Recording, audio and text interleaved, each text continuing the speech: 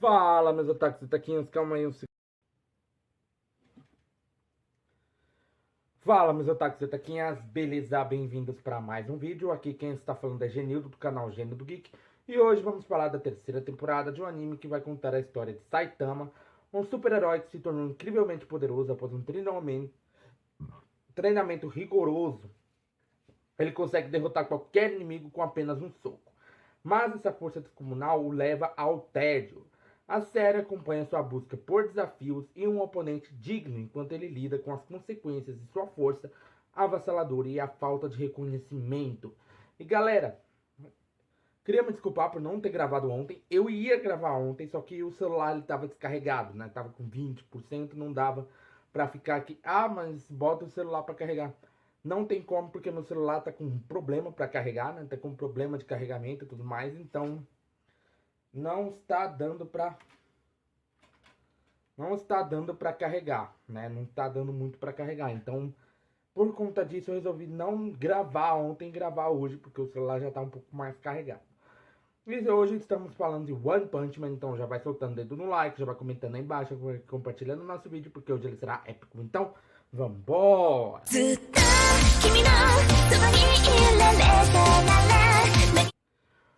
Bom, galera, nesse episódio nós vemos que, né, um professor qualquer, um cientista, essas coisas, ele acaba explicando sobre a evolução do Saitama.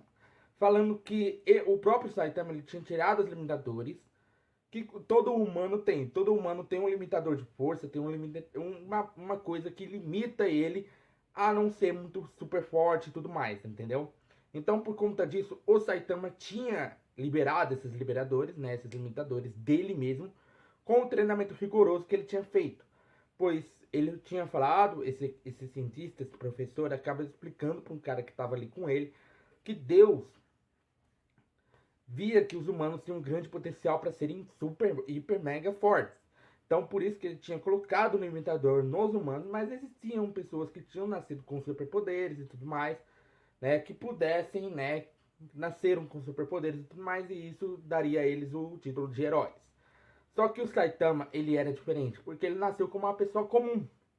Ele nasceu como um indivíduo comum, uma pessoa comum, digamos assim. Né? Ele nasceu como uma pessoa comum, mas devido a um treinamento, na verdade ele começou esse treinamento por quê? Porque ele não queria mais ver pessoas sendo oprimidas, né? Por monstros e tudo mais. Aí ele começou esse treinamento e por conta desse treinamento ele conseguiu liberar os seus limitadores e acabou ficando mais forte que qualquer outro humano normal. Só que ele vivia no tédio, né? Como a descrição fala. E ele fala para a pessoa que estava ali com ele, esse professor, esse cientista, fala para a pessoa que estava ali com ele que um dia ele iria conhecer o Saitama. O Garou continua sua luta contra os monstros que estavam vigiando ele por ordem de alguém da Associação dos Monstros. Mas eles eram fortes, mas o Garou também era forte. E ele até pensou em fugir, mas quando ele estava pensando nisso, ele acaba vendo o garoto que ele tinha mandado correr, né? Que ele tinha mandado um garoto correr, né? Ele tinha mandado o garoto dar uma sair, né? Dali do lugar que eles estavam, né? Aquele campo aberto e tudo mais. Mas ele tinha sido capturado por um monstro, né? Um monstro que tinha muita raiva do garoto, que o garoto tinha descido cacete nele.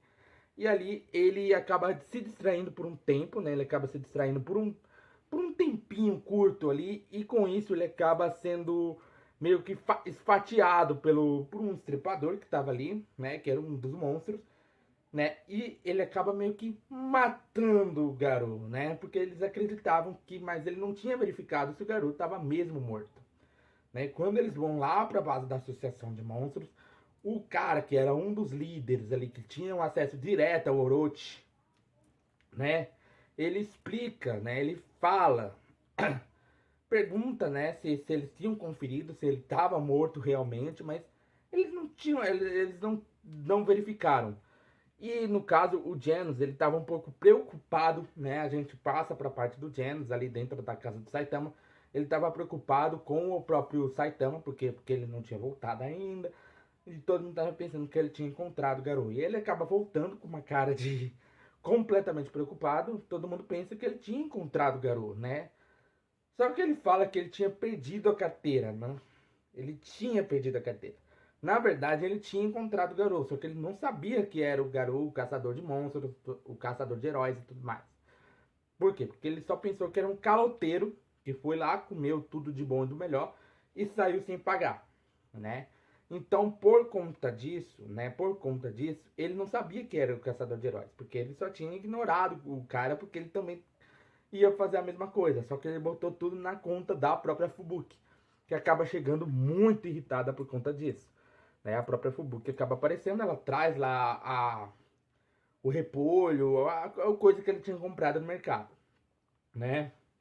E acaba brigando com ele por ele ter feito ela pagar a conta que ele tinha criado para ele mesmo naquele restaurante. Só que ele pediu uma coisa, deu para ela justamente fazer isso, pagar a conta. E parece que tinha alguém na frente da casa dele, no caso, porque o Janus conseguiu sentir que tinha alguém ali próximo ali. Eu acho que até todo mundo tinha sentido. E no caso, era o cientista que ajudava a consertar o Janus, né? Ajudava a consertar o Janus e tudo mais. E ele acaba trazendo uma carne como lembrancinha pro Saitama. E isso acaba fazendo o Saitama ser comprado, falando pro cientista voltar mais vezes. A Fubuki entende como comprar o Saitama para entrar na equipe dela, né? E ali nós vemos que ia começar uma guerra entre os monstros, que eles estavam se preparando para a batalha final, pois tinha sido visto alguns drones da Associação de Heróis, né, tudo associação, ali perto da base deles. E o filho de alguém que trabalha para a Associação de Heróis disse que os heróis iriam resgatar ele, mas o monstro fala que ninguém podia derrotar alguém que era mais poderoso, que no caso é o Orochi, que ele é mais poderoso que qualquer herói de rank S, que todos iriam morrer pelas mãos deles. E todos iam ver a morte pelas mãos dos heróis, né? E principalmente pelo Orochi, porque o Orochi é gigantão, cara. O cara é gigantão, você não vê ele falando nada, né? E é isso, galera. Meu nome é Geneu, do canal Geneu do Geek. Eu esperarei aqui sentadinho todo dia. Esperarei aqui sentadinho todo dia, então já vai sentando dedo no like, compartilhando o canal para seus amigos. Aproveita, aperta o botão de inscreva-se, o botão do sininho. Arigatou e sayonara.